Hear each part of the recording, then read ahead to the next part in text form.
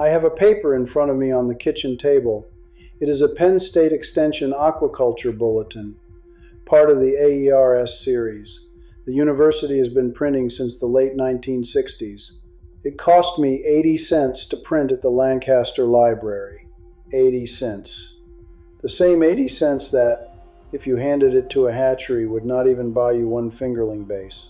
And yet this paper, and two others sitting next to it from Auburn University and Mississippi State Extension, explains why your pond is capped at maybe 40 base total when it should be holding 1,000. The fix at the end of all this costs $80. A single solar aerator panel.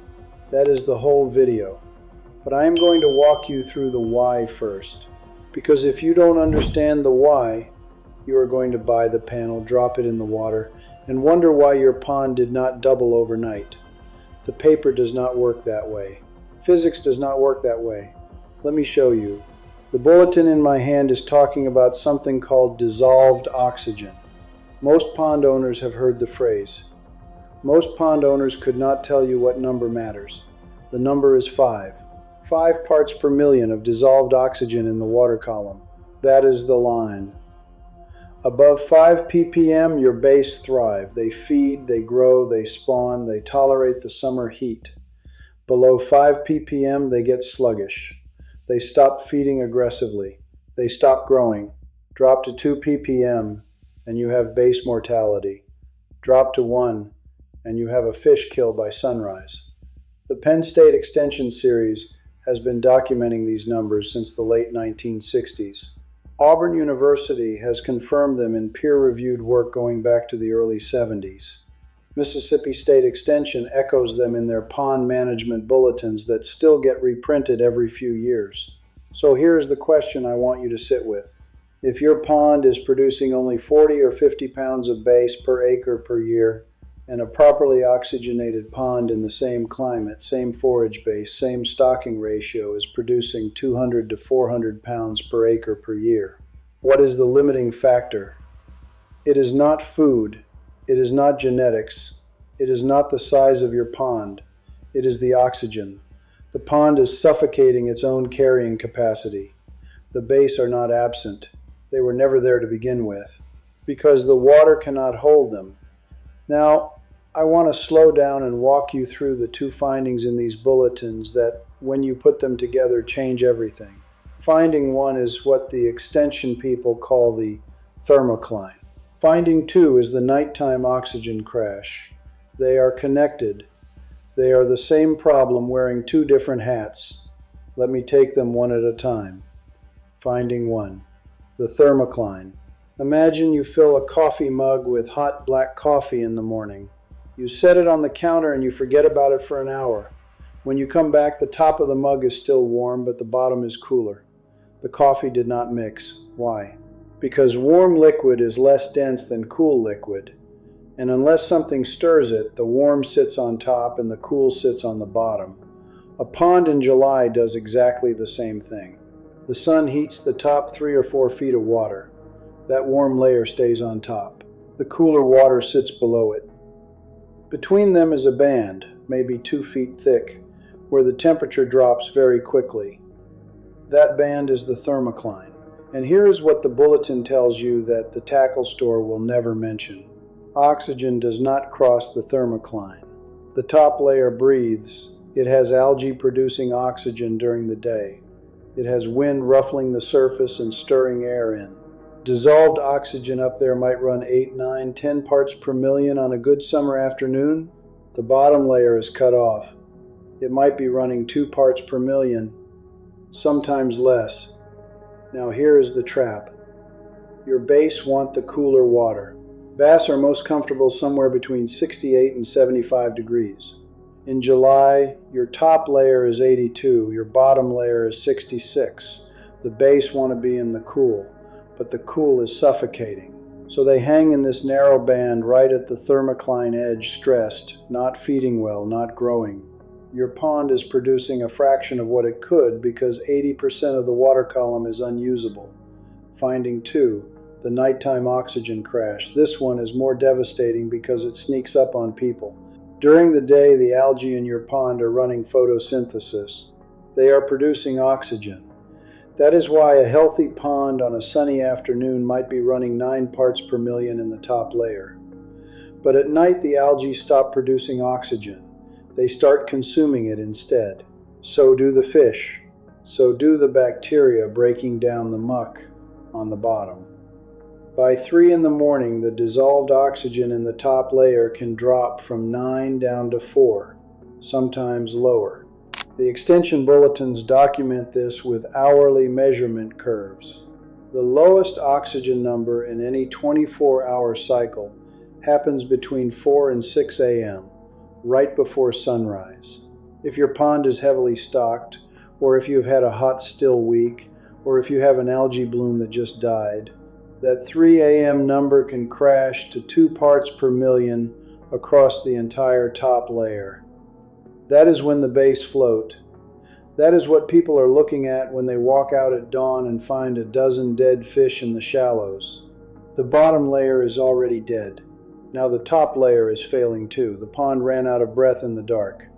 Now think about what these two findings mean together. In a normal small impoundment, by mid-July, you have a top layer that is oxygenated during the day but crashes at night, and a bottom layer that is permanently low oxygen because the thermocline blocks the mixing. 80% of the water column is hostile to bass. 20% is marginal.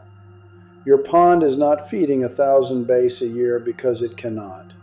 It is mathematically impossible. The carrying capacity is set by the oxygen, not by the food. This is where the math gets honest. The Auburn and Penn State numbers, when you put them next to each other, give you a rough ceiling. A pond with no aeration, in a temperate climate in the eastern United States, at a 1/4 to 1/2 acre size, will hold somewhere between 40 and 100 pounds of bass per surface acre per year sustainably. The same pond with the thermocline broken and the nighttime oxygen kept above 5 ppm holds between 200 and 400 pounds per surface acre. That is a 4 to 10 times increase. A 1/4 acre pond at the high end of the aerated number is producing close to 100 pounds of bass. If your average harvested bass is 1.5 pounds, that is 60 to 70 harvestable bass, and the breeding pairs and fingerlings underneath to replace them on a 3-year cycle. Run the cycle 3 years out, and you are looking at somewhere between 800 and 1,000 and 200 bass in your pond at any one time in their various sizes. That is where the title number comes from. It is not a magic claim. It is the published carrying capacity math when you remove the oxygen ceiling. So how do you remove it? You aerate. You break the thermocline. You add oxygen at night. There is a whole industry that wants to sell you a $1,400 electric aerator with a buried power line and a permit issue. The extension bulletins do not require any of that. What they require is mechanical mixing of the water column, enough to keep dissolved oxygen above 5 parts per million through the worst of the summer night cycle, in the smallest pond size most readers have. For a 1/4 acre pond, the math says you need about 1/2 horsepower of mixing, but not constantly. You need it primarily from about 2 a.m. to 7 a.m., the danger window. The rest of the day, the algae and the wind do the work for you. Before I get to the $80 panel, I want to anchor the science one more way, because the extension numbers are not theoretical.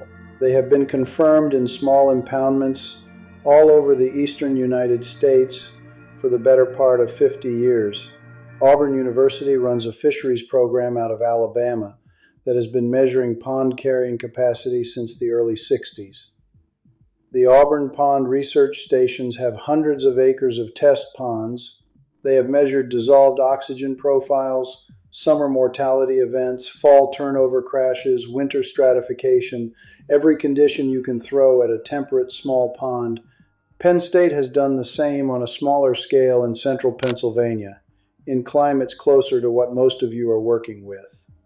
Mississippi State has added the warm climate end. When you cross-reference the 3 programs, the numbers agree within 10%. 5 ppm is the floor. 2 ppm is mortality. The thermocline is the trap.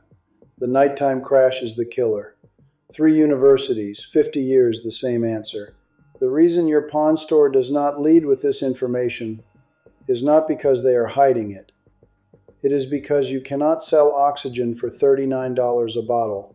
You can sell algaecide. You can sell pond dye. You can sell a $1,400 paddle wheel aerator.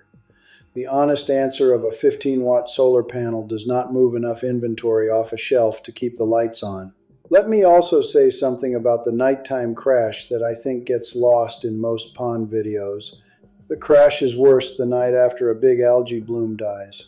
If you have ever walked out to your pond and noticed the water suddenly looks clearer than it did a week ago, and the surface has a slight film on it, what you are looking at is a dead bloom. The algae have died en masse and the bacteria are decomposing them on the bottom. Decomposition consumes oxygen. A heavy dead bloom can pull 2 or 3 ppm out of your water in a single night on top of the normal nighttime respiration draw. This is the most common silent fish kill mechanism. Owner sees no warning, walks out Sunday morning, floaters on the bank. The extension bulletins flag this specifically. They recommend aeration starting in early summer, not waiting until you see the bloom, because by the time the bloom is dying, the dissolved oxygen window has already closed on you. This is where the $80 solar panel comes in. I am talking about a 15 to 20 watt solar panel wired to a small 12-volt diaphragm air pump, the kind sold for medium-sized aquariums, paired with a weighted airstone diffuser dropped to the bottom. Total parts cost runs between $65 and $90 at any farm supply store or online. Some of you will have all the parts in a garage already. The panel runs the pump during the day. A small battery, optional, runs it through the night. Even without the battery, the panel does enough during sunlight hours to break the thermocline by mid-afternoon, which means by the time the nighttime crash window arrives, the oxygen levels are starting from a much higher baseline and the crash does not reach mortality territory. With a $6 marine deep cycle battery and a basic charge controller, the pump runs around the clock and the oxygen never drops below safe levels even in August. Honest answer. Let me put the brakes on. This is not a magic switch. There are conditions under which this fails. If your pond is over a half acre, $80 of solar panel is not enough. The mixing capacity scales with surface area, and at 3/4 of an acre you are looking at a $140 panel, a bigger pump, and probably 2 air stones. If your pond has more than 4 feet of muck on the bottom from years of leaf litter, you cannot aerate your way out of that. You have to deal with the muck first, or the oxygen demand from decomposition will swamp your panel. If your pond is fed by an iron-heavy spring, aeration will oxidize the iron and turn your water orange for 2 weeks, and you have to manage that. If you stock too aggressively right after you install the panel, you can still crash the pond. The aerator raises the ceiling. It does not eliminate the laws of biology. The paper does not prove what some people want it to prove. The paper does not say you can stock a 1,000-pound largemouth in a swimming pool. It does not say aeration replaces stocking strategy. It does not say you can skip the bluegill forage base. The extension literature is very specific. Aeration breaks the dissolved oxygen ceiling. Stocking strategy fills the ceiling. Forage management keeps the base fed. 3 pillars. Pull one and the math collapses. I have seen pond owners install a beautiful solar aerator and then stock 200 base and no bluegill, and the base eat themselves to 2 pounds each, stunt, and stop growing. The aerator did its job, the owner did not. Now let me give you the case study. I want to call this one composite because the man I am thinking of is a real friend in Berks County, Pennsylvania, but I am rounding his numbers and stitching in a few details from 2 other ponds I know, so call him plausible rather than literal. He has a 1/3 of an acre pond. He stocked it 3 years ago, and the base topped out at 40 fish, none of them over 14 inches. He could fish it on a Saturday morning and catch 3, maybe 4, and that was the whole inventory. In the spring of last year, he installed a 20-watt panel, a 12-volt pump, 2 air stones, and a battery for the overnight run. Total cost was a hair under $90 because he splurged on the better diffusers. By mid-August, the surface temperature in the top layer was the same as the previous August, but the dissolved oxygen at 4 feet of depth had gone from 1.8 ppm to 6.4. The thermocline was effectively gone. He stocked another 50 base fingerlings and 200 fathead minnows that fall. This past spring he was pulling 15 to 17-inch bass routinely. He estimates the pond is now holding somewhere between 400 and 600 fish in their various sizes. He is 2 years away from the math the extension bulletins promise, but he is on the curve. A man named Levi Esh in Lititz, who used to men tackle for half the county before he passed in 1994, told me something in the summer of '89 that I did not understand for another 12 years. He said the pond breathes harder at night than it does at noon, and you have to listen for it. I thought he was being poetic. I figured out later he was being literal. He had been keeping pond charts since the early 70s, hand-drawn temperature and clarity readings every morning at dawn, and he had noticed without anyone telling him that the fish were always stressed in the same window, the last 2 hours before sunrise. He did not have a dissolved oxygen meter. He did not have a Penn State bulletin in his hand. But he had 40 years of dawn observations, and the pattern was the same pattern the extension papers were measuring with proper instruments at the universities. The old men in Lancaster County figured this out without the math. The math just gave us a way to explain to other people what they already knew. The solar panel is the modern version of what Levi was doing in his head every morning at 5 a.m.